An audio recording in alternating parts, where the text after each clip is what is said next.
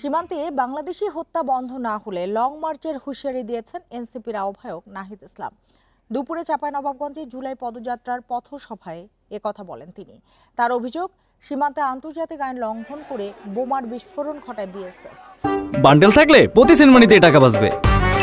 বিকাশ send money bundle কিনে জিতুন প্রতি লেনদেনে। এবার এনসিপির কর্মসূচি নিয়ে আরো জানাতে রাজশাহী থেকে যোগ দিয়েছেন সহকর্মী আহসান হাবিব অপু। অপু, বলবেন যে রাজশাহীর পথসভার সবশেষ আর কোনো তথ্য আছে কিনা আপনার কাছে, আর এরপর কি কর্মসূচি রয়েছে?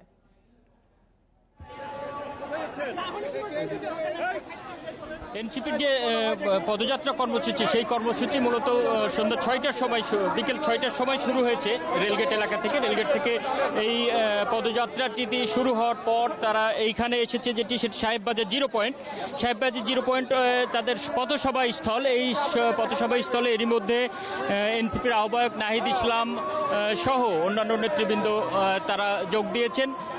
এই মুহূর্তে মাগরিবের নামাজের খানিকটা বিরতি। এই বিরতির পরই মূলত তাদের মূল যে পথসভার বক্তব্য সেটি শুরু হবে। আজকে ঠিক সন্ধ্যা 6টার সময় যখন পদযাত্রা কর্মসূচি স্থলে যখন নাহিদ ইসলাম সহ নেতৃবৃন্দ, সার্জিস, এখানে হাসনাত এবং আক্তার হোসেন সহ যেটি এনসিপির কেন্দ্রীয় নেতৃবৃন্দ যখন উপস্থিত স্থানীয় নেতৃবৃন্দ তাদেরকে স্বাগত জানিয়ে স্লোগান শুরু করে। তারপর থেকে মুহুর্মুহু স্লোগানে মূলত মুখর হয়ে ওঠে এবং আমরা যেটি দেখতে পেয়েছি এখানে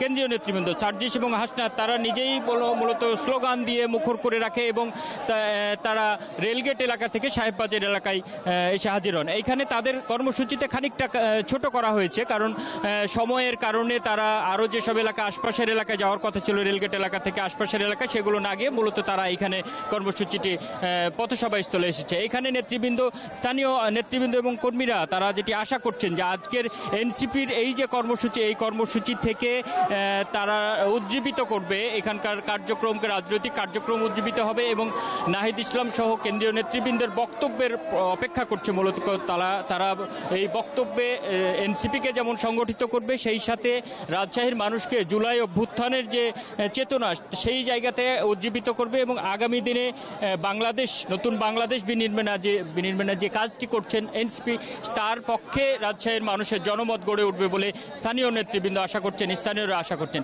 আমরা এখানে দেখতে পেয়েছি যে রেলগেট এলাকা থেকেই যে নেতাকর্মীরা, তাদের কর্মী সমর্থকরা যে অংশগ্রহণ করেছিল, তারা স্লোগানে মুখর করে রাখে মূলত পুরো এলাকাটি রানীবাজার হয়ে তারা এখানে অংশগ্রহণ করেছে। এর আগেই মূলত নাহিদ ইসলাম চাঁপাইনবাবগঞ্জে তারা যে পথসভাটি করেছে, তারপরে রাজশাহীর গোদাগাড়িতে তারা আরেকটি পথসভা করেছে এবং এই পথসভার পরেই মূলত রাজশাহীতে তারা অংশগ্রহণ করছে। আর এই কর্মসূচির পরে, এখানকার পথসভার পরে মূলত রাজশাহীতে তাদের আজকের আর কোনো কর্মসূচি নেই। আগামীকাল সকালে তারা নাটোরের উদ্দেশ্যে রওনা হওয়ার কথা। এই ছিল রাজশাহী থেকে সর্বশেষ পরিস্থিতি। রাজশাহী থেকে এনসিপির পদযাত্রা নিয়ে জানাচ্ছিলেন সহকর্মী আহসান হাবিব অপু।